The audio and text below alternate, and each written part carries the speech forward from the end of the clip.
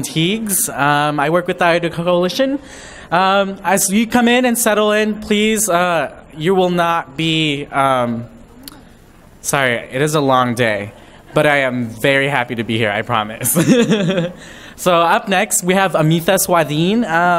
I met Amita first at the This Gen conference. For me, it meant a lot to see another person of color, another South Asian person of color who was also gender nonconforming and queer, and a fellow survivor of childhood sexual violence. That's never has happened to me as a person who's lived in Idaho and has lived in in our wonderful community. I cannot say enough about Amita. They're such an amazing individual. And for me, it really does, it means a lot to me to know that people who are older than me, who are also gender nonconforming and queer, who believe in an image of our movement to be intergenerational. Yes, we would like for gender violence to end tomorrow, but it means a whole world for the younger folks as well, to have people like Amita and them leading a movement with us. So with that, thank you so much. I'm happy to introduce Amita. Thank you.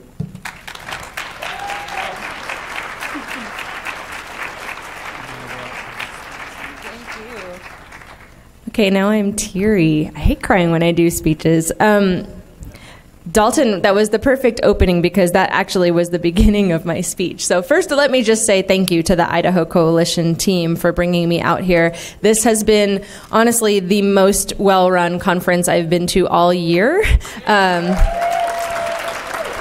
And I really mean that in terms of not just logistics, and it takes a lot of work to put together any conference, but I also think in terms of the thoughtfulness that's gone into creating community for the speakers, community with the participants. I've never been to Idaho before. I grew up right outside New York City and now live in Los Angeles, so I'm not used to coming to majority white places. It's just never been my life. I grew up in a very insular South Asian community to the point where there were other Indian American kids in my nursery school. So like I've just always been around my own people. As part of a diverse group of, you know, the kind of immigrant communities and Black American communities that you get when you live inside of or right outside of really large cities. So it can be scary sometimes to do the kind of travel that I do.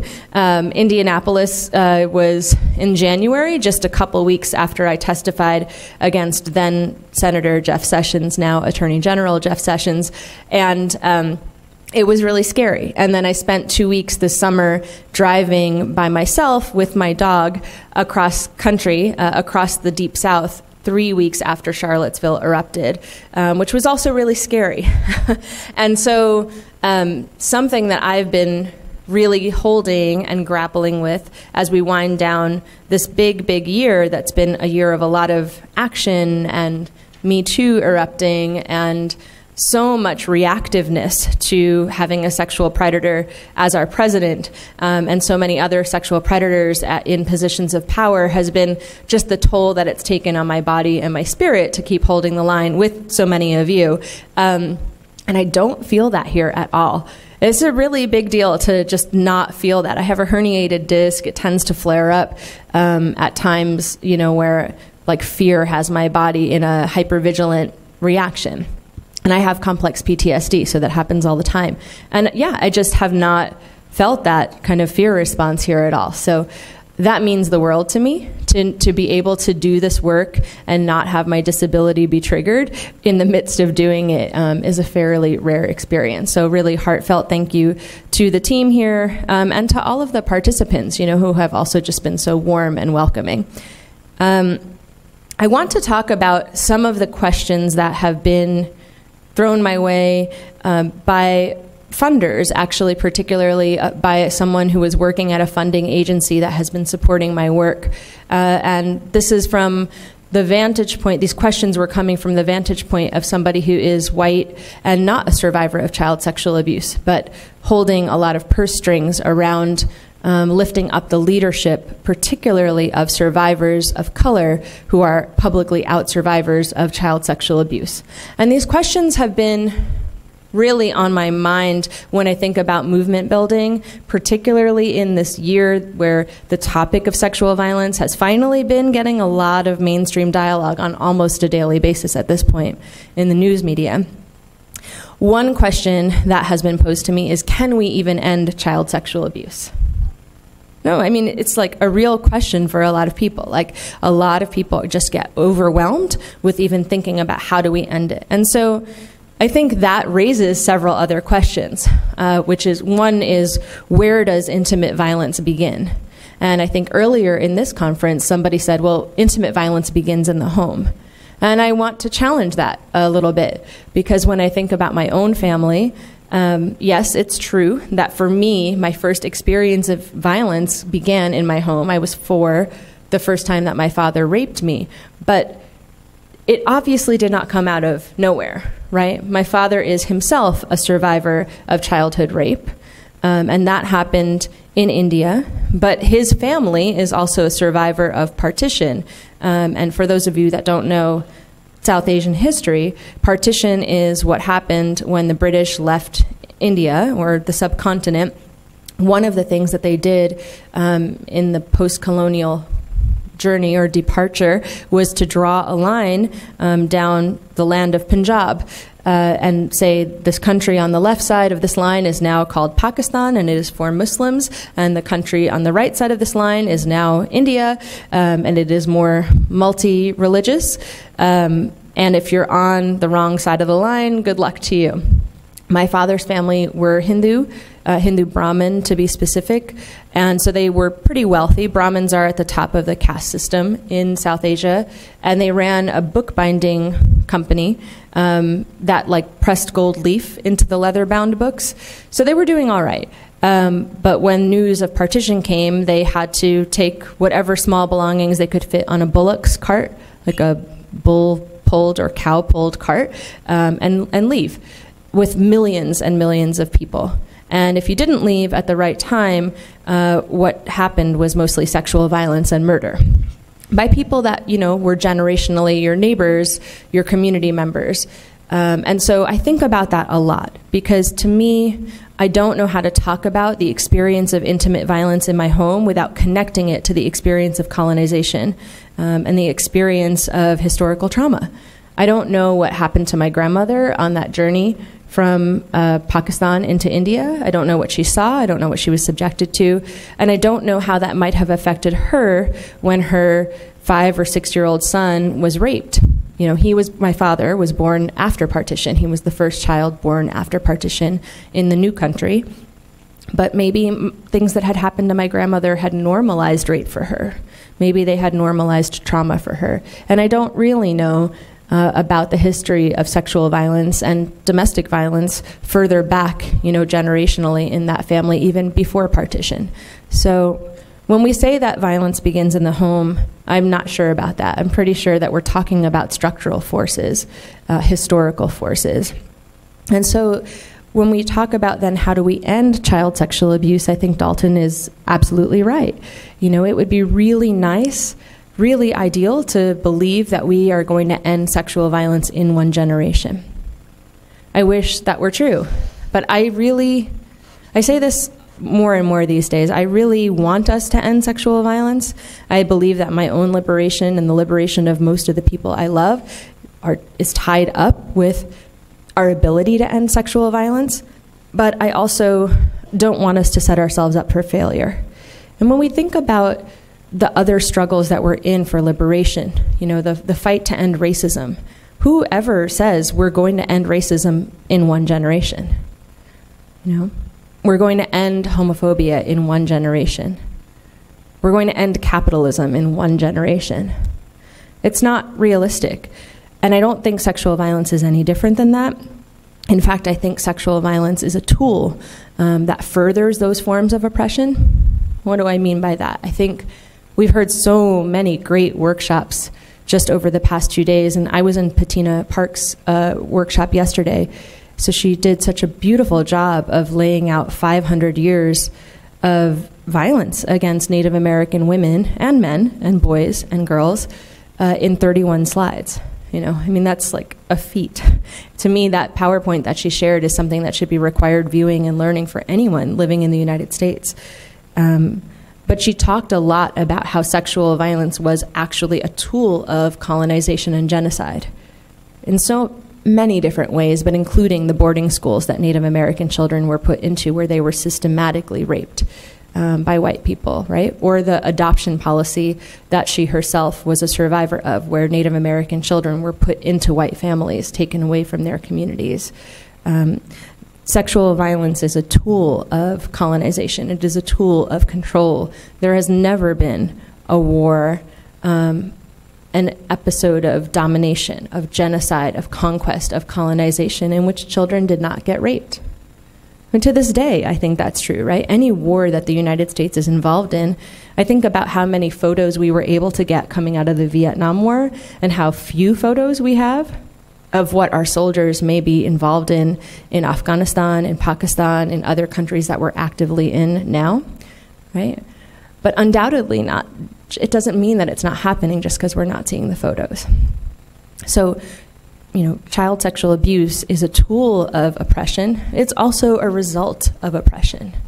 So it becomes this ugly cycle, right? Wherever colonization has happened, wherever genocide has happened, wherever slavery has happened, the patterns of violence seep into families on both sides, I think. Families of both the oppressor and the oppressed. Because I believe that when you wield violence as a tool, it's very hard to control. It's a very, very dangerous tool, right? And so it's hard to prevent that from seeping into your most intimate spaces. I also think when you are a survivor of violence, a victim of violence, it's really hard to figure out how to heal from it, especially when we don't even have a language to name it, right? And so then how do you learn how to not replicate that pattern and how to wage love instead? That's a very difficult task for people who can't even figure out where they can heal, how to heal in connection, how their wounds can even be witnessed and affirmed so that they can put them down and do something different. Right? So yes, I think we can end child sexual abuse. I think we can end sexual violence, but I don't think we're going to do it by the time I die. And it's very humbling to realize that, you know, one's life's work is going to outlive oneself. And I am grateful for young people like Dalton and even folks younger than Dalton who are here at this conference who are high school students, because it's very, very clear to me that this work is intergenerational, right? So I just also want to commend the Idaho Coalition for even having a youth program, for inviting high school students here. And I think the North Carolina Coalition Against Sexual Assault has a similar program. To me, we need to involve young people, high school age, and perhaps even younger, at every anti-sexual violence event, conference, march that we have moving forward. We have to take this work seriously as an intergenerational issue, the same way that we treat racism and other forms of oppression. And I think we need to start to understand that work to end sexual violence is inherently work to end racism. Work to end xenophobia, work to end transphobia, because if those forms of violence facilitate intimate violence, then we're not going to end intimate violence until we also, you know, aim for those other forms of oppression. So I think about Kelly's presentation about the ways that the coalition has transformed its work over lunchtime today, and how I think the way you presented it was almost as an add-on, like we're also doing this in allyship, and I would just lovingly challenge that frame and say I actually think fighting for the rights of undocumented people, fighting for immigration rights, fighting against racism, fighting against xenophobia is fighting sexual violence, because racism allows sexual violence to flourish against people of color. You know, xenophobia allows sexual violence to flourish against undocumented people. So I actually think it's a brilliant strategy. The other thing I want to say is that in watching the barrage of Me Too on my own Facebook feed, and Tarana Burke is brilliant and a friend of mine, we're in the same fellowship cohort, of survivors of color doing work to end child sexual abuse and other forms of sexual violence. And, you know, she wasn't the one that launched this latest wave of Me Too. And so it's been frustrating for me as well. Aisha talked about her frustrations with the way this wave of Me Too has played out. I have my own frustrations, so I want to share some of those. One is that it's really limited the dialogue or our understanding of who is a victim and who is a perpetrator. And when we talk about sexual violence, what are we talking about? My feed is almost exclusively adult cisgender women talking about rape and sexual harassment by adult cisgender men. And my work, because I'm a survivor of childhood rape and intimate partner violence in my home between my parents, like as a child witness is a funny word, right? Because it's like not like I just witnessed my dad beating my mom up. It's like I was in the mix of the maelstrom of my father's violence. But nonetheless, a child victim of domestic violence between my parents. And it's hard to say that that's where our focal point should be for me, because I think children, when we center childhood victims of sexual violence, the picture of who is a perpetrator and who is a victim gets a lot more complicated, So I just want to offer that for me, I have clarity that we're all complicit in rape culture, all of us, including myself. Right? If we're complicit at all ever in anti-Black racism, in the erasure of indigenous people, in ableism, in xenophobia, in Islamophobia, in sexism at all, in transphobia, in homophobia, in ageism for sure, if we are complicit in those things, then we are complicit in rape culture, because rape culture is facilitated by those forms of oppression. I also think a lot about what we do about this, right? If we're not talking about just individual perpetrators, but we're talking about an endemic, systemic form of violence that we want to end, it does require us to grapple with disposability. Our communities are so vulnerable to sexual violence because so many of our communities have been broken. So many of our family structures have been broken by things like war, colonization, slavery, genocide, state violence in many of those forms and more. And so to me, it sort of inherently suggests that coming together and holding on to each other is one of the forms that we're going to be able to, through which we're going to be able to heal these fissures that allow sexual violence to persist. So no one is disposable. But then, of course, that allows us or forces us to grapple with hard questions of accountability. Somebody like my father, right, who I'm very clear, like, I haven't talked to my father since I was 16. I'm 39 now, and I have no qualms about that. It's been a really healthy boundary for me. But I also do hold on to his humanity. I have compassion for him. I think it's the Me Too campaign, in the way that it's being run right now, sort of allows us to believe in this mythology of heroes and monsters. You know, the good victim who has never done anything bad in their life, or in her life, I should say, because it's really a dialogue about women right now, cisgender women. So the good victim and the bad perpetrator, right? As if that woman has never done anything harmful in her life that might have accidentally fed into rape culture. And as if that man, in this case, in the Me Too dialogue, who's hurt her, was never a survivor of any kind of violence himself. I don't think that's real life, personally. It'd be much simpler if all we were doing was fighting like two-dimensional monsters who had no humanity. But we're talking about like your neighbors, your teachers, your family members, your religious leaders. You know, yes, now we know your celebrities as well, right? Your political elected officials as well. So what do we do with each other?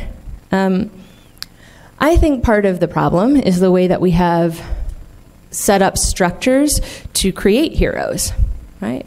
The worship of people, any people that we want to look to for leadership really passively and say, I don't know, give me the answer, right? Really shields that person immediately from accountability. It strips somebody of their humanity every time you want to worship them or put them on a pedestal.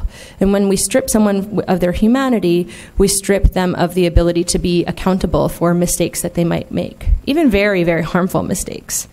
You know, Senator Franken comes to mind right now. Right? We've been so focused on the violence of Republican people, and then boom, Senator Franken, also a sexual perpetrator. Right? What do we do with that complexity?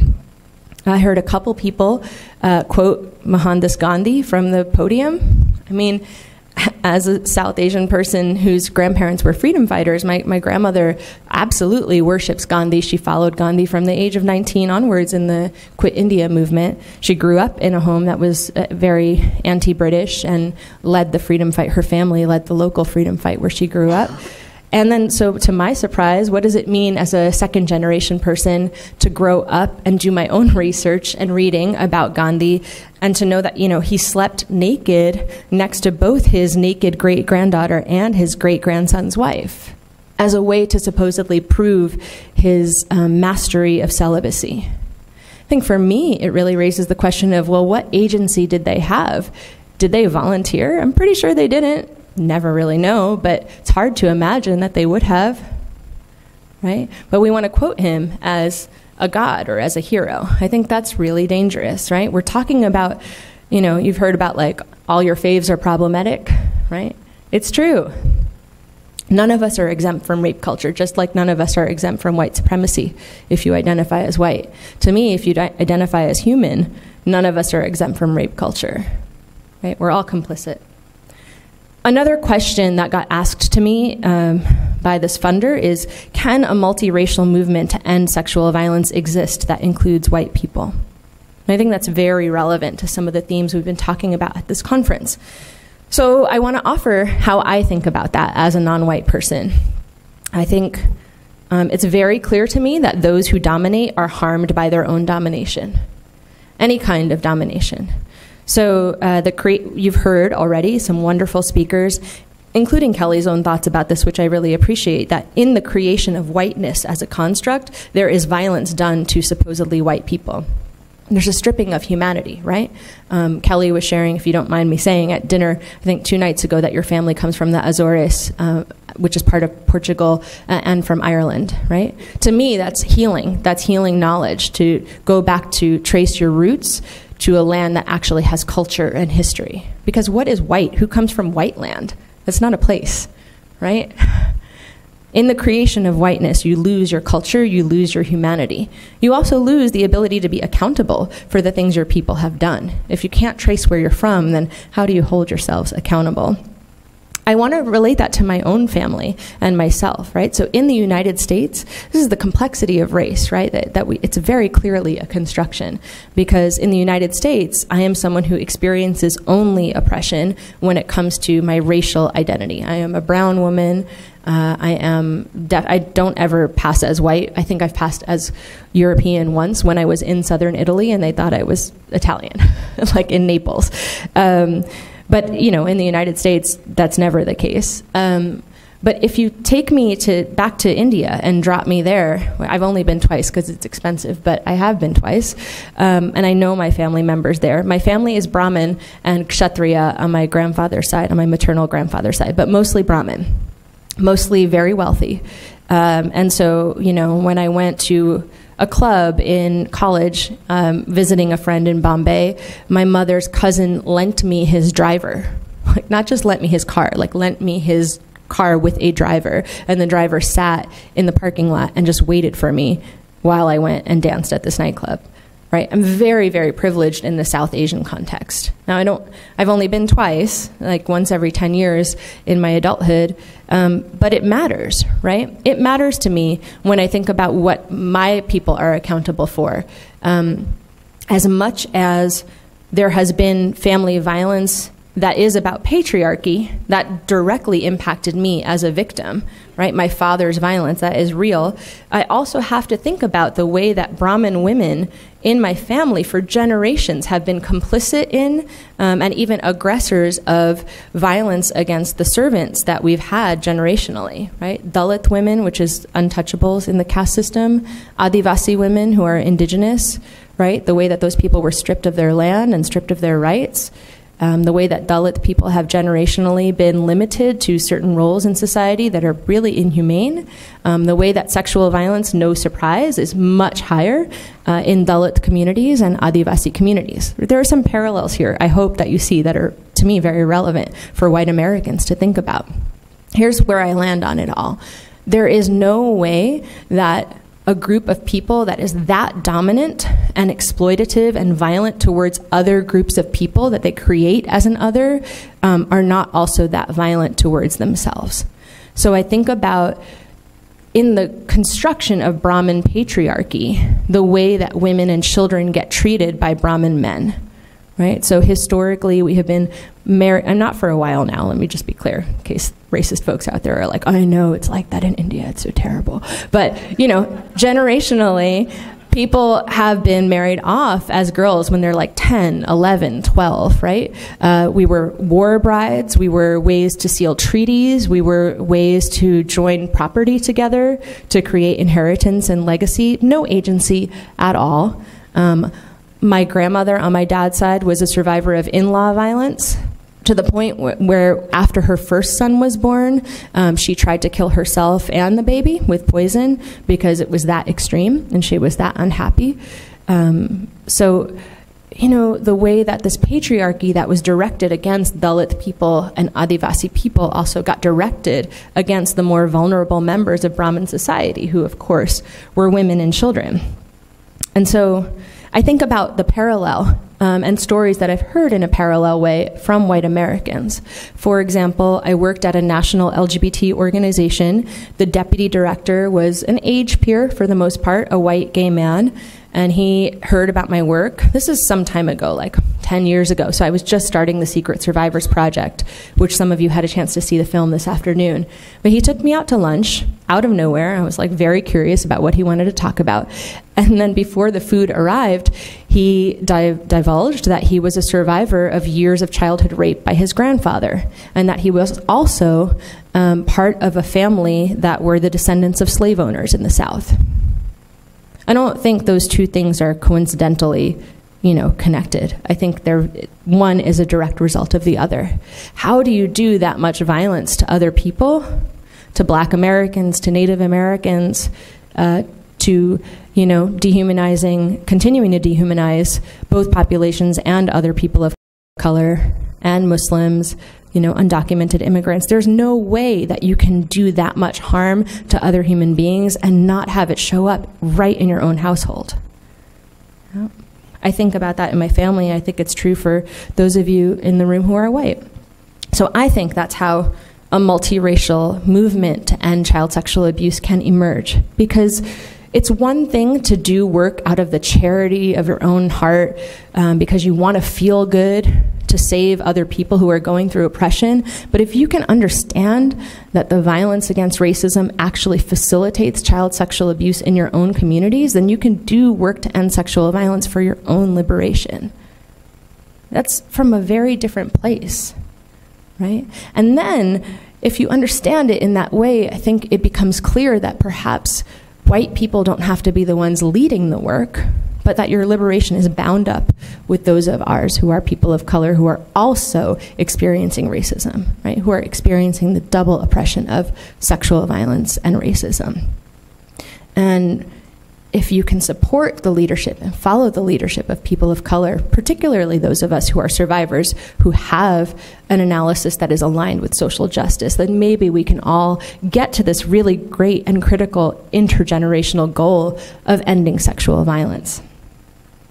I think when we talk about who is a perpetrator, back to this question, and the Me Too, complicating the Me Too frame. Again, when I think about my work to end child sexual abuse, the picture immediately gets complicated. So how many of you have ever, in like a sociology class, studied the case of Sybil? There was like a really famous movie made about it when my mom was a kid, yeah? Some hands. Sybil was a little white girl repeatedly raped through her childhood by her mother. By her mother. That is where we have knowledge of dissociative identity disorder. We used to call it multiple personality disorder. We now call it dissociative identity disorder. It's a little bit more accurate. it's astounding to me that that movie exists, the book exists. I learned about it in high school, in my high school sociology class, and we still, when we think about who is a perpetrator, every time we think about a man. I just don't get it. It's like some psychological disconnect where we want to believe that women are absolved from all sexual violence. But we know that's not true. In the Mirror Memoirs archive, I've done 48 interviews so far of LGBTQ people of color who were raped or sexually assaulted as children. Many of them were actually raped or sexually assaulted at some point by a woman. So this notion that we as women are only ever victims when it comes to sexual violence is just patently untrue. And I think we have to be able to take a hard look at that.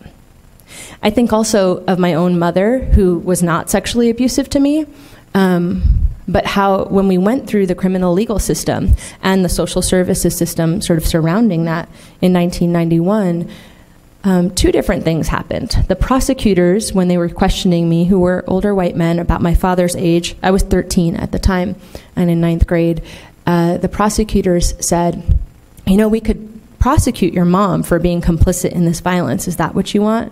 And I was like, no, of course that's not what I want. I grew up watching my mother be victimized by my father and feeling very protective of her. But at the same time, when I went to therapy with my mother, a couple years later, when I was 16, we were ordered into, by then my father was out of our house. That's a whole longer story about how that happened. I'm glad it happened. So there we were trying to heal, me, my mother, and my younger sister, who's 4 years younger than me. And we would go through victim services into like therapy led by those counselors working for the state of New Jersey. And they really centered my mother in the process, right? That's what they teach in domestic violence agencies, right? If you center the mother, then you will like free the children. And you don't have to out yourselves, but it'd be nice to see some honesty here. How many people work for an agency that has that rhetoric or has had that rhetoric in the past? Center the mother, center the non-offending parent, and everything will be okay for the kids. I don't believe in a non-offending parent. I don't believe that my mother deserved to be prosecuted. I don't think it would have helped me at all. I don't think my mom should have gone to jail. I do think my mother was a victim of my father's violence. I also think my mother knew what was happening for years, and for a number of reasons did not want to face it. Especially, she did not want to lose face in her very conservative immigrant community that was very anti-divorce. She chose to sacrifice me, to some extent to sacrifice my sister, in order to not face that pain and that shame and that stigma of having to wear that mark, right, about what had happened in our house. So that's something we struggle with today. I love my mother. I do have a relationship with my mother.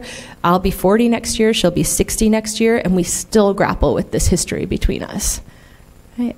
I don't believe in a non-offending parent. I believe that if you center the child, if we can figure out really how to center the child, and every time a child is raped in a home, I think both parents, if there are two in the house, are involved in some way. So what would have helped my mom? Maybe like compassionate parenting classes, a compassionate space in which she could have looked at her own survivorship, in which she could have examined the pattern of harm intergenerationally in her family, the trauma of coming to the United States at 11 and being dropped into Cleveland, which was a white and black city, and being the only brown girl besides her sister, what it meant to be converted to baptism, born-again baptism by some white kids she was just trying to make friends, and she was like, okay, I guess, Jesus saves. Like these are real things that happened in my family that had consequences, and my mom didn't have space to unpack it at all, right? It was much easier for her to hold on to this narrative that she had done everything she could have and that we survived my dad together. And when I created Secret Survivors, I was just over 30 years old. That was the first time that I was able to put myself at the center of our family narrative. And she was pissed off. Let me tell you, we had so many fights that first year that it became public because she was like, you're making me look bad. And I was like, well, this isn't about you. Actually, it's never really been about you, because I was the one that was raped 350 to 400 times in your house over 8 years. So I think about that all the time in this work. How do we center the child? It means that we need to complicate this narrative of what is a perpetrator. I also think a lot in terms of, again, the way race comes into this narrative of perpetration. When we think about African Americans and Native Americans in this country and the long history of violence by white people, including white women, against boys and girls, men and women who are African American and Native American. So we talk a lot about white women as victims, but what we almost never talk about is men of color as victims of white women's violence, right? And yet we have the case of Emmett Till, right? Yet we have, I got to meet Claudia Rankin last month in Philadelphia, who's the author of Citizen, and she did this wonderful slideshow of photos that accompanied her writing process of the book. And she showed photos of a lynching mob, and it wasn't only white men, right? So where do we make space for the historical violence of white women against men of color? The fact that, Native American and Black American children were systematically raped with the approval of, and sometimes at the order of, white women. Like, that is the history that we're living in. It's not about blaming anyone, but James Baldwin said, not everything that is faced can be changed, but nothing can be changed until it's faced. When we talk about ending sexual violence, I'm really invested in ending all sexual violence, not just the sexual violence that affects white cisgender women, right? It means that we need to get really uncomfortable about the history that we're living within. And so I'm about to get to my slides, I swear, and I won't go slide by slide because they're kind of long, but I felt like these things were really what I wanted to talk about coming out of this past 2 days. I think when we complicate who is a perpetrator, we also need to complicate who is a victim. This is where my Mirror Memoirs work really comes in. So we talk a lot about which children are the most vulnerable, and you might be surprised to know that when it comes to gender, I hear a lot like sexual violence is gender-based violence, women and girls, this is a gender-based issue. But when you look at the data about gender and the vulnerability of children, there's a Harvard study that was published in the American Academy of by the American Academy of Pediatrics in Pediatrics magazine in 2011 or 2012 that showed that gender nonconforming children are more at risk of being raped or sexually assaulted as children, which makes sense because of transphobia and homophobia. They're vulnerable in their families. They get berated and shamed. I should say we, because I was pretty tomboyish as a kid, but especially those who have more of a binary trans kind of identity get very berated and shamed and abused in all kinds of ways, and then more vulnerable to sexual violence because any perpetrator that's part of that family unit or community knows that that child is less likely to be protected. Because we actually just don't care about trans children as much as we care about cisgender children. It's the uncomfortable truth about transphobia. So you might be surprised to know that that study showed that it's actually male assigned at birth children who are gender nonconforming who are most vulnerable to sexual violence. Right? Male assigned at birth, that means like children who don't necessarily grow up to identify as male, but who when they were born, the doctor looked at that kid and was like, that's a boy. So when we say that this is gender-based violence and we talk about women and girls, I still think we have the frame wrong. And if we want to end all sexual violence, then what are we doing to protect those effeminate boys? And I'm saying this as the older sister of a very effeminate boy. I have a little brother who's 11, so I think about this all the time in a really personal way. I think this kind of expanding our frame of who is a victim requires us also to get over our fear of the penis as a weapon. Right? We have this idea, so many of us that were harmed by somebody with a penis, including myself, right, have this idea or have had at some point this idea that a penis is inherently the thing that we need to be scared of. Well, what about Sybil's mom, right? Sybil's mom didn't have a penis but raped her daughter for years. What about male assigned at birth children who do have a penis but are being raped by somebody, sometimes by women, sometimes by men? This is not about what your anatomy looks like, making you more likely to be a perpetrator. Right? It's about something else. It's about domination. It's about power. It's about privilege. It's about the misuse of that power. I was talking to somebody at dinner last night who is a survivor of multiple incidents of rape and sexual assault, a woman, a cisgender woman of color, and she was sharing how relieved she is that she has 2 sons and no daughters, Because what did she say? She said, because I only have to worry about 2 penises as opposed to all the penises out there. And I was like, well, you know that boys get raped too. My little brother is in his first year of middle school, and in the Memoirs archive, for so many male-assigned at birth adults who have experienced rape in childhood, for so many of them, it was the boys' bathroom in middle school and high school that was a site of violence. So I told my little brother, I was like, never go to the bathroom alone. It's just like, he looked at me like I was nuts. He was like, what if I have to pee? I was like, I don't care, find a bathroom buddy. Because the boys' bathroom is not monitored, right? So what we think of as like, what is a safe space, and who we think of as being in danger is just leaving so many people out still. And I know that we can do better. I just, it's so complex. We have so much work to do on so many layers. Even in the way that we reward male-assigned at birth people from like little childhood. I'm sure that you, raise your hand actually, if you've ever heard, and I won't judge you, maybe it's you that said it, you don't have to out yourself, but if you have said or been around someone who said about a little boy interacting with a little girl, oh look, he's flirting with her, right? We say this all the time. I see it at my family parties all the time, a little 2-year-old, a little 3-year-old. What does it mean that we sexualize children in that way and make assumptions that they're all going to grow up to be straight? I'm the only out queer one in my family, in my nuclear family, and I'm not sure if my little brother is straight or not, but I think he might maybe not be because of the way that he's like super attached to my boyfriend and super attached to my brother-in-law, and anytime I even like create room that he might be just not straight. So I don't mean that he's like binary gay, but perhaps he's fluid, perhaps he's figuring it out. Anytime I dare to say it, somebody in my family will be like, stop trying to convert him. I mean, let's hear some answers. How old were you when you had your first crush on somebody? Anyone? 6.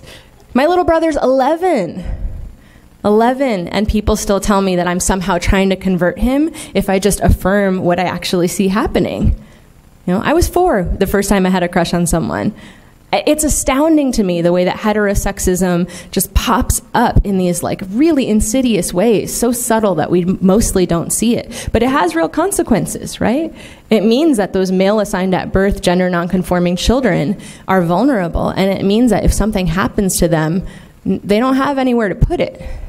Right? Think about Chris Brown, right? This is Chris Brown, Rihanna's ex-boyfriend, right? I'm sure you saw that he was bragging a couple of years ago about having his first sexual encounter at age 8, that he lost his virginity at 8 to a 14-year-old girl. That's not sex, right? A 6-year age difference at that age is sexual abuse. It's about a teenager sexually abusing a little boy. But because we teach boys that they should be proud of any sexual contact from any woman ever, right? He's actually grown up thinking that that's something to be proud of, instead of thinking about, did he have any consent or agency in that interaction at all? So if we really want to end sexual violence, we have to end patriarchy. We have to end this practice of the way that we tell anyone who's male assigned at birth that there's one way to be, right? We have to stop sexualizing children in general and give them room to show us who they are. That's a really radical idea, and I feel like it shouldn't be.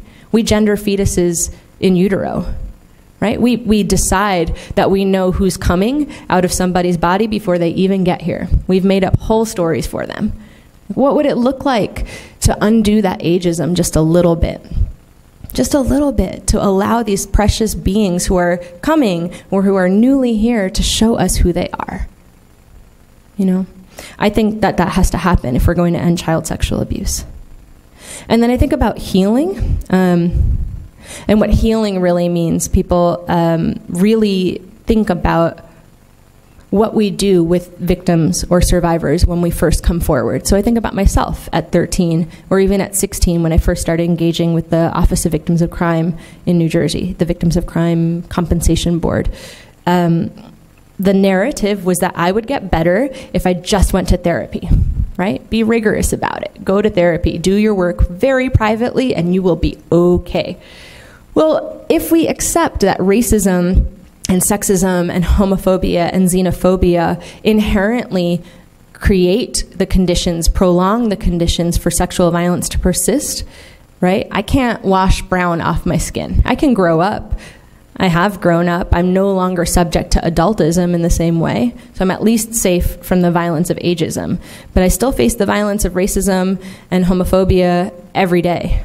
My boyfriend is still a black transgender man, so anytime I'm around him, I'm in proximity to a greater risk of violence, right? So what does it look like for me to really heal in a world in which true safety is not attainable for me?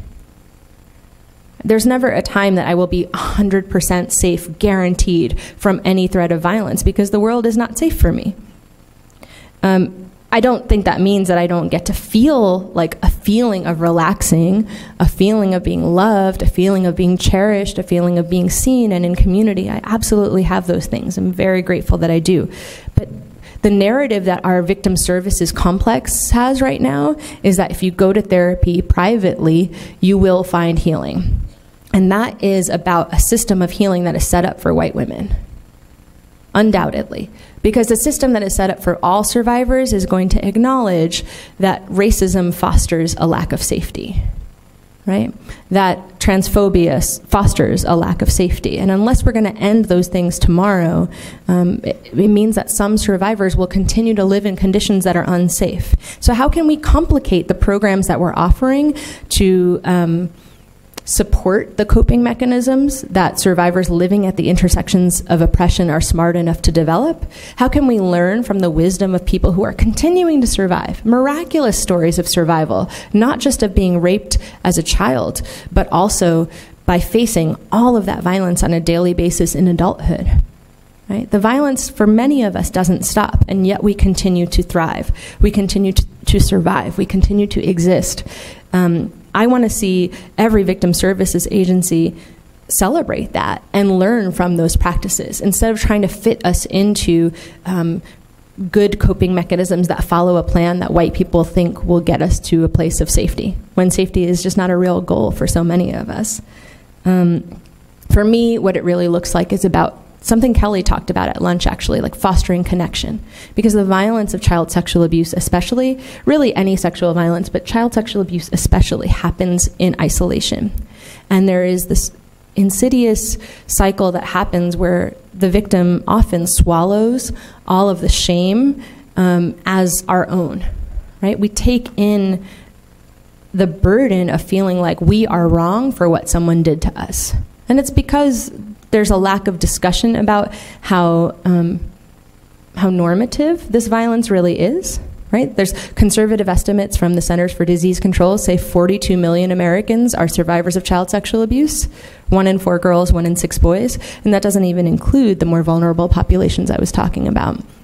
So rough estimate, 20% of this population, of our population, even in this room, right? So we're experiencing that in isolation when actually we don't have to be, because the reality is that we're never apart from other survivors, ever. When I made it to college and I was finally starting to disclose what I had lived through to some of my childhood friends who I was in school with from K through 12, I told a friend who I had had almost every class with in high school, who was also Indian American, and I told her on a vacation to visit her during spring break in college. She pulled the car over and looked at me and said, "I'm a survivor too. My uncle abused me all through middle school and high school." We sat next to each other almost every day. I went to church with her family just because I'm not religious, but I just wanted to get away from my family. We never talked about being survivors. There was no language for it. The reality is that I was around other survivors all the time. If you're a survivor, the reality is that you're around other survivors all the time, and yet we feel so alone. We're forced to hold that alone. And that's the real tragedy of it, right? That's the unfair burden that we're given. How can we, who are working to end this violence, actually create spaces for connection? actually create spaces that undo the stigma that is something that society puts on survivors to silence us, to shame us. Because if we speak up, if every survivor in the world right now spoke up, not just the survivors from Me Too, but like all of us at the intersections of oppression, all of us with the complicated stories that challenge our daily reality, that challenge racism, that challenge transphobia, that challenge xenophobia, it would disrupt our day-to-day society. Right? That's threatening to our day-to-day existence. But I think that's our job as people working to end sexual violence. We need to be that brave to create the conditions and the spaces in which survivors can connect. Because we might not be able to protect all survivors, we might not be able to keep all survivors safe, but certainly I think we can foster connection between survivors. And it is healing to connect with other survivors. It is healing to break that isolation, right? I might not be able to be safe, but I can feel less alone. And I certainly do, after 10 years of this violence. And so another question that was raised for me in this work, in the year and a half, 2 years now that I've had this fellowship, is what does it mean to be a professional survivor? Don't you feel like that's problematic? You get paid to be a professional survivor. Now, we could talk about how problematic it is that like my own funder asked me that, but that's another conversation. I think to me, it did make me think about like how would I answer that, right? I think about any other movement that has created infrastructure where none existed, around issues that were like public health issues happening at epidemic rates. For example, the HIV/AIDS movement. It was largely people coming forward, being brave enough to say, yes, there's a stigma about living with AIDS, and I'm going to tell you that I'm living with AIDS. That led to infrastructure that exists today to the point where we now have a drug that, for the most part, can eradicate transmission, right? Imagine if those people living with AIDS had not been the ones to lead that work. I know it was problematic because it was not an intersectional movement. It was largely led by white, wealthy gay men. Nonetheless, at least it was people who were directly affected in some way. Right? Similar with the LGBT rights movement, which, we have a lot of progress still to be made, but it is a big deal to me that we currently, we'll see how long it lasts with the Supreme Court, but currently you can marry whoever you want in this country, right? That wasn't really led by straight people. Yes, allies were important in that work, but it was people who were directly affected leading that work. I don't think the work to end sexual violence is any different.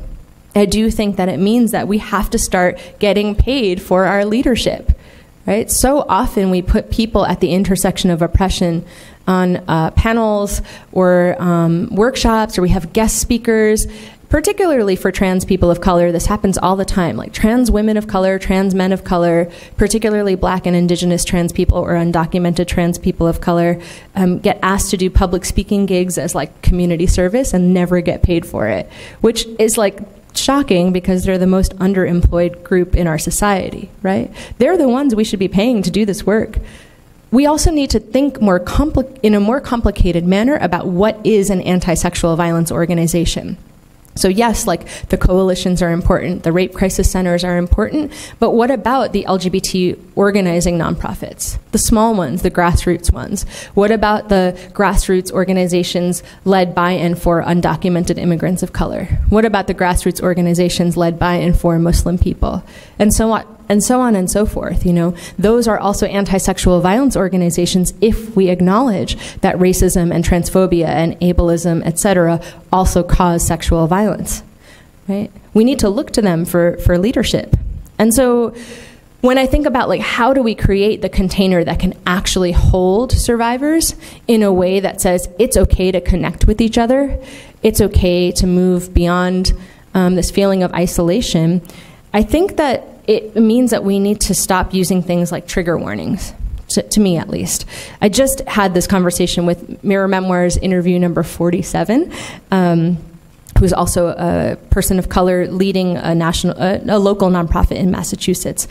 And she said, I totally agree, because trigger warnings, one, at their best, they allow people who are directly affected by the harm, by the trauma, to limit their triggering, and it gives them the opportunity to opt into the discussion. I think that's important. But I think too often how I see trigger warnings used is it allows privileged folks to turn away, right? Because it's uncomfortable.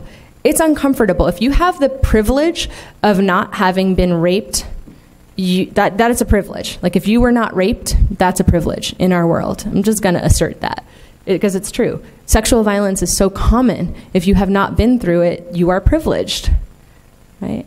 And then for people, like, all harm is not the same. I saw someone with Me Too trying to assert that, like, you know, all forms of sexual violence are important. That is true. All forms of sexual violence cause harm and trauma. That's also true. As someone who's lived through multiple forms of sexual violence, like, I get harassed on the street pretty much every time I walk out of my door in Brooklyn. It's not the same as being raped by your dad for 8 years of your childhood. It's just not. It has a different effect on your psyche, on your adolescent brain development, on your body, the kind of health issues I live with today, like complex PTSD. I have fibroids. I had a reproductive tumor last year, an ovarian cancer scare. I have a herniated disc. These things, I don't believe they're because I experienced street harassment, you know? So it's not about, like, a hierarchy of suffering, but it is about, like, complicating the dialogue around a spectrum of harm. And I think if we allow ourselves to really sit with the vast number of people in our world, in our country, who have survived trauma like mine, that's been the most shocking thing to me about the work that I'm doing over the past 20 years, is finding so many survivors who have been raped multiple times, often by multiple people, starting in childhood over a long arc through adulthood.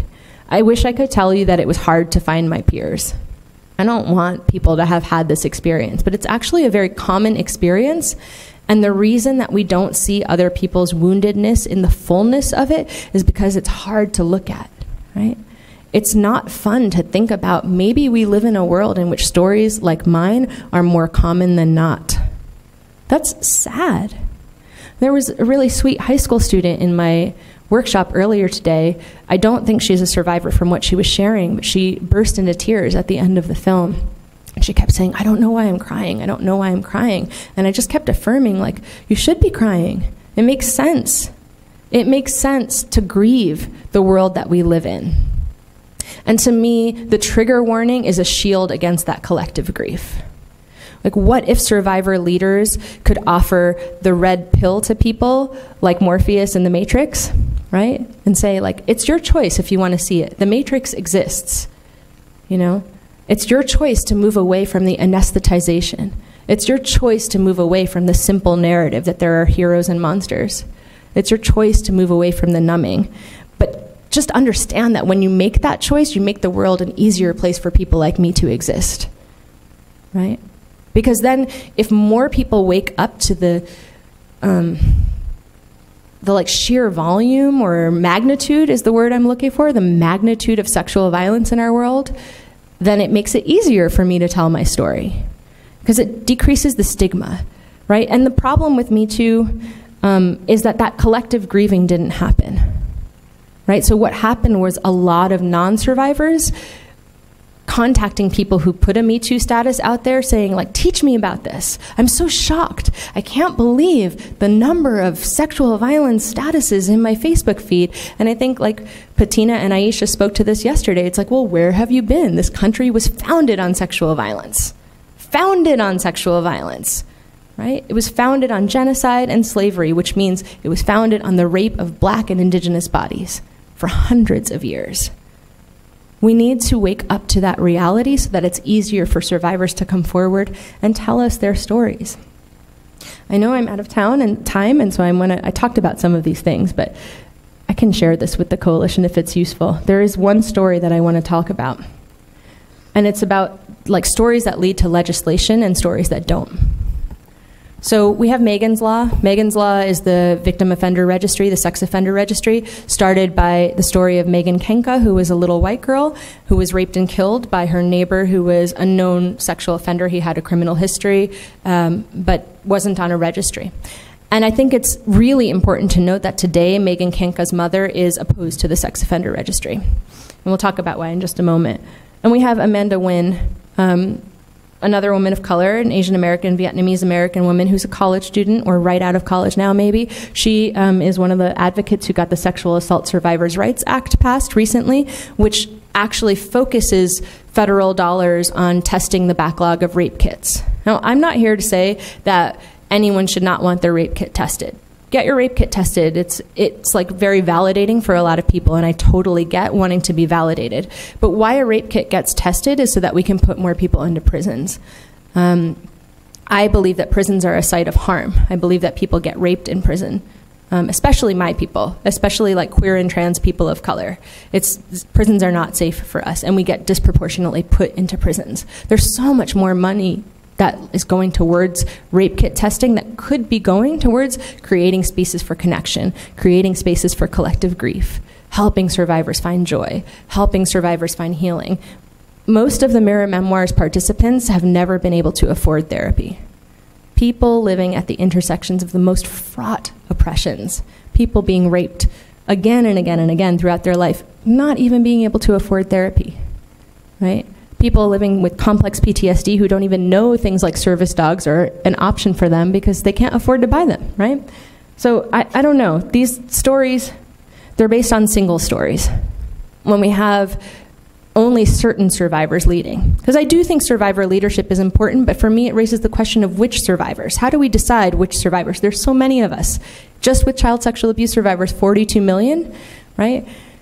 I think Chimamanda Adichie really sums it up. What happens when we have a single story? It creates stereotypes. The problem with stereotypes is that not that they are untrue, but they are incomplete.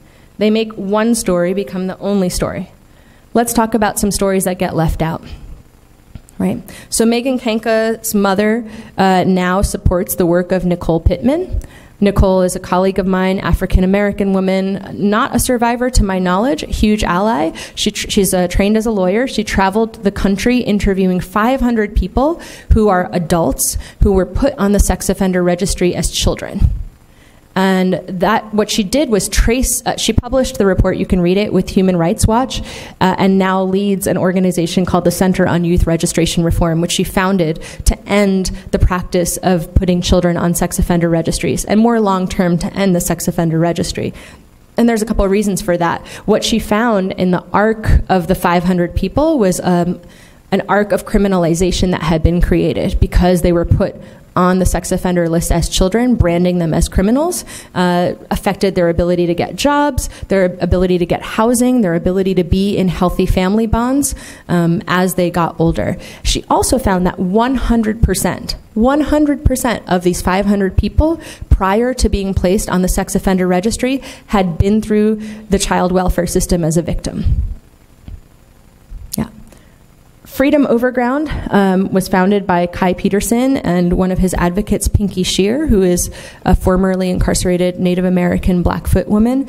I'll come back to their work in a second because I want to focus on it and ask you for some help with that.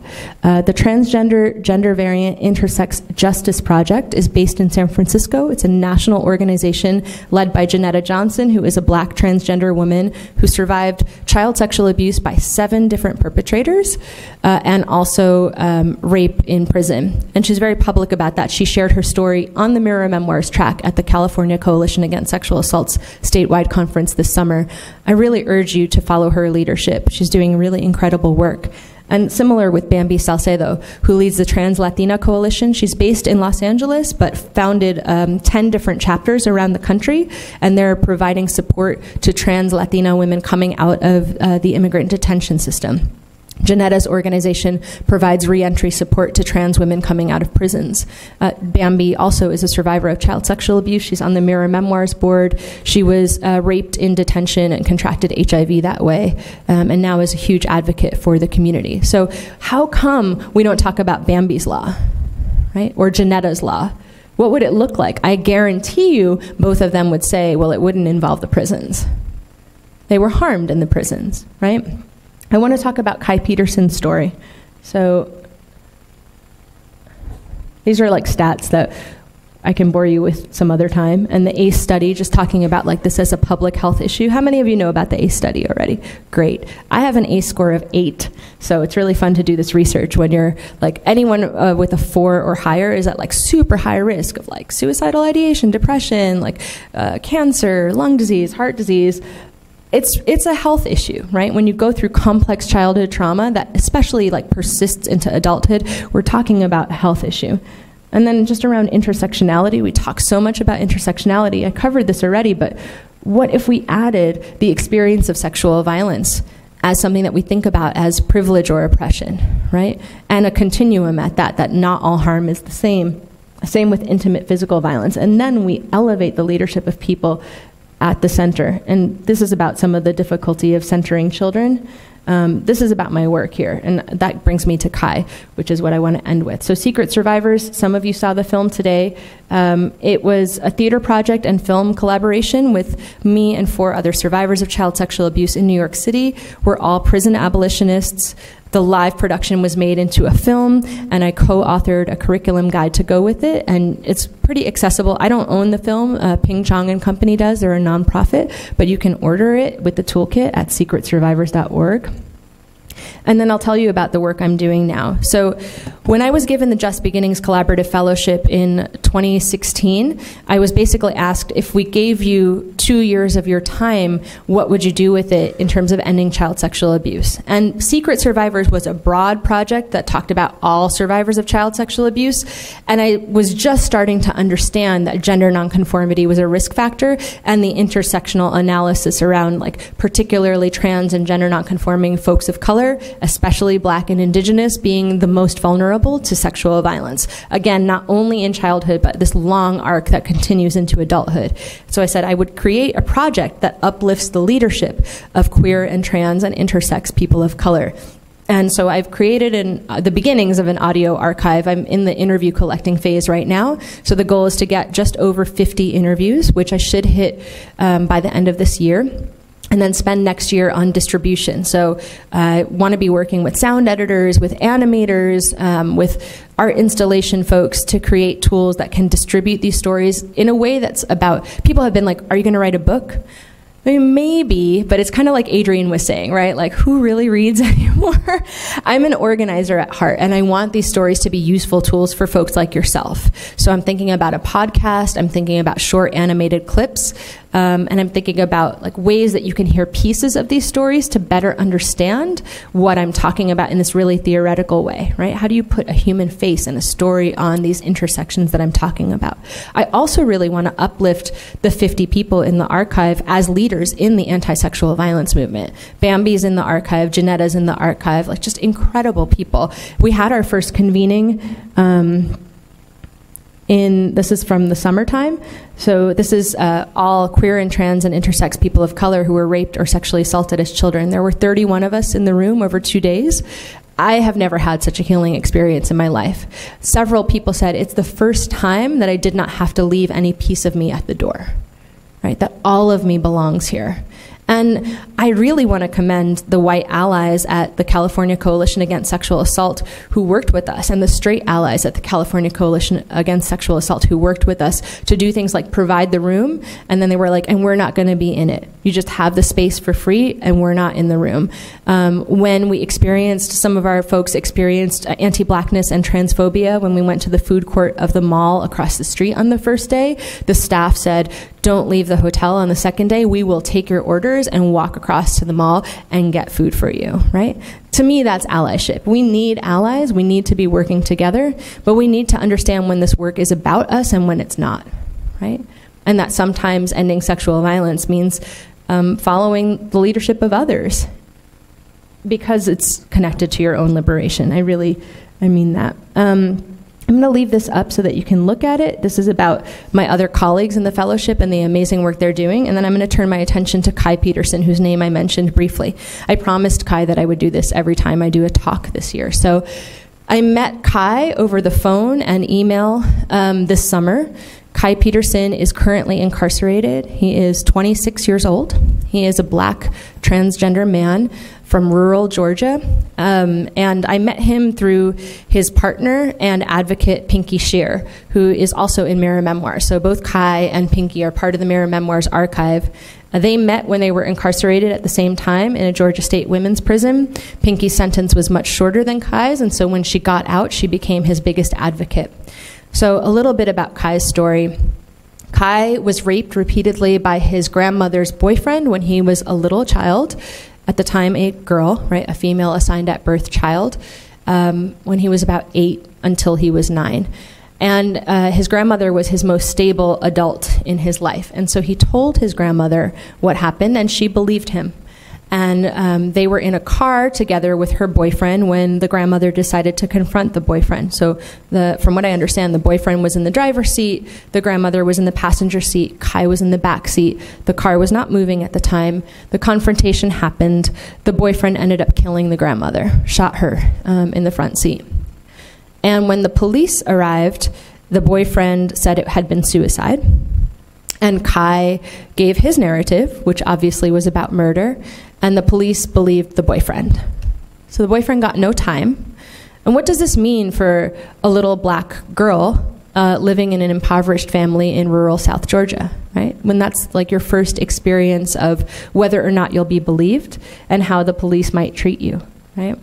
I mean, it's pretty accurate, but it's not a good lesson. And so as Kai started to get older, his mother had 2 more children, and he lived with his mom and his 2 younger brothers, and he basically became the man of the house. His gender nonconformity was accepted in the family. He started dressing and presenting more like a boy. He was very protective of his little brothers. And he ended up going to an arcade when he was 20, taking his little brothers, who I believe were 14 and 16 at the time, took them to an arcade. And Kai likes to sketch. He's a visual artist. And so he said, I'm going to sit outside this arcade and sketch while you guys are inside playing. And a Latino migrant farm worker walked by the arcade, inebriated at the time. There's 2 industries in rural South Georgia. There's farming and there's prisons. Right? So just to give you some context, I'm not trying to like pick on any race or create race wars. This is simply how the story went, because that's who was living near this trailer park where Kai and his family lived. And the guy hit on him because he thought, the farm worker hit on Kai because he thought that Kai was an effeminate like boy, and Kai is straight, a straight transgender man, only interested in dating women. And so Kai was like, no, I'm not interested, thanks. And the guy was harassing him a little, and so Kai was like, I'm just gonna go. So he told his brothers, I'm gonna leave the arcade, I'll meet you at home. And he walks back to the trailer park. The man followed him, unbeknownst to Kai, and hit him over the head with a blunt object, to the point where Kai passed out. When he came to, the man was raping and sodomizing him. And his brothers had followed not too far behind, and so they could hear the struggle, and they burst into the trailer and pulled the man off Kai. Now, Kai, because of experiences of anti-blackness and homophobia and transphobia, by the age of 20 was carrying a gun to protect himself and his family, and he ended up shooting and killing the man in self-defense. Now, Georgia is a stand-your-ground state, for better or for worse, right? We've seen how stand-your-ground states work against black people all the time, such as in Florida, in the case of Marissa Alexander, who fired a warning shot against her abusive husband into the ceiling, hitting nobody, and still got jail time, right?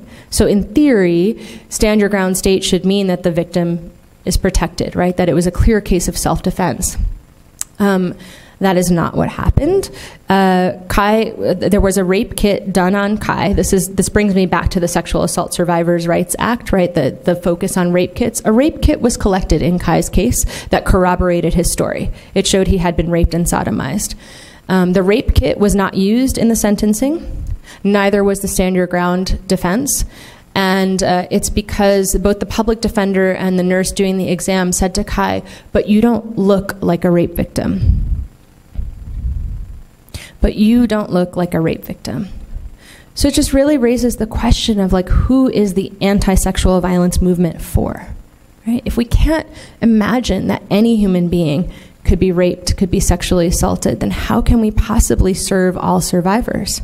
Kai right now is doing time in Georgia State Women's Prison. He has a 20-year sentence. He's been incarcerated for 6 years. He's 26. There is a campaign to get him out, but very limited resources. This case has not gotten much press at all, I think because he is a black transgender poor man, right? Who's one of his only advocates right now is a poor Native American woman.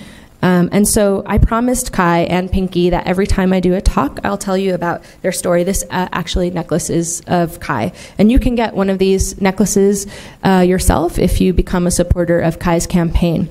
So if you have a phone, I just invite you to take your phone out and pull up a couple websites. So one is www.freeingkai.com, FREEINGKAI.com. ky.com.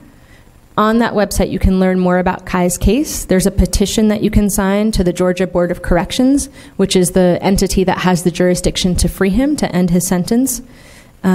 If you're on social media, on Instagram or Twitter, there is a hashtag campaign to take a photo in solidarity. So you would hold up a piece of paper that says hashtag justice and then number 4 and then Kai, right? That's like really good visibility to raise awareness of his case.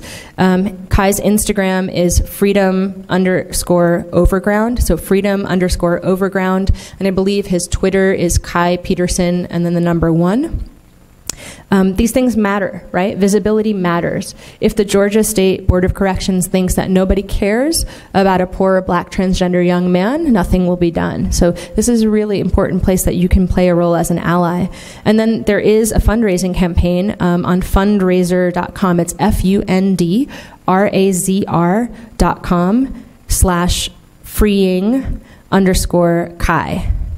They have a fundraising goal of raising $30,000, and I'll tell you why. Kai is someone who inspires me so much with his vision, because while incarcerated, he and Pinky together have founded a nonprofit. And the nonprofit is called Freedom Overground. They do 3 things. One is advocating for transgender people who are currently incarcerated in prisons throughout the United States. The second is providing gender-appropriate medical services that are legally mandated for transgender people. Kai is one of the first prisoners to win the right to start hormonal transition while incarcerated. It's a huge precedent set for transgender people who are incarcerated. And the third is to provide services, re-entry services for transgender prisoners coming out to try to offset some of the impact of post-traumatic incarceration syndrome. So thanks for letting me tell you about Kai's case, but it's just, to me, when we talk about whose story matters, I don't even want it to be about my story. Right? To me, this work is about decentering ourselves, that we all have a role that we can play as allies, and that we should connect via a desire for our own liberation. Again, not out of charity, but because our own liberation, our own journey towards being a more whole human being is actually tied up in the liberation of the most oppressed people. Thank you.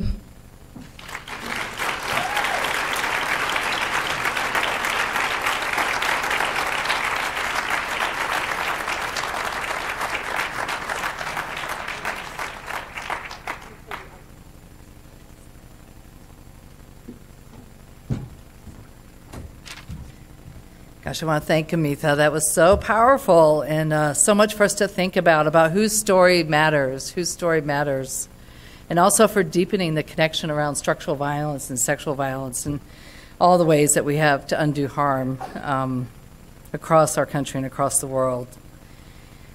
I want to thank everybody for coming. I want to thank especially the Boise State Gender Equity Center for their generous community spirit and offering this space for all of us this last 2 days. Adrian and the entire staff, the technical staff behind the black window over there, the logistics staff. I certainly want to give a big shout out to the wait staff and make sure that we are respectful of that and make sure that we clean off our tables as we leave today, taking our cups and things to the platters and our trash off the table so we're picking up our own space. I also want to thank the ASL interpreters and the Spanish interpreters for making this so accessible and sharing your talents and skills in such lovely ways for the community.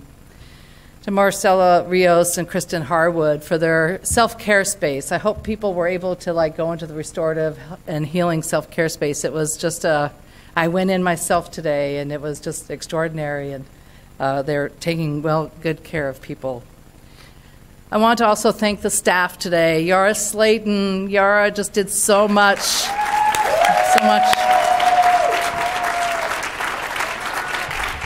Russia Slayton was also very much part of pulling all of this together. To our social media, technological, just incredibly intelligent women, Jen Martinez and Lacey Sin for really pulling that along. And a whole host of staff that were here today. Jeff Matsushita, where's Jeff? I know he's here. He was helping to transport all of our speakers in such a generous way, along with Melissa Ruth, Dalton Teagues, Estefania Mondragon, who had an amazing workshop today, Mercedes Munoz, and for leading us in breathing and that practice of really being present. Jennifer Landheis for all of her support and with everyone today and making sure folks were taken care of.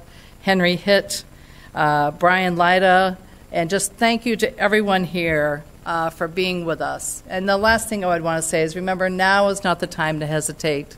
It's about taking everything in that we've heard over the last 2 days, because it's a time to act. Thank you so much.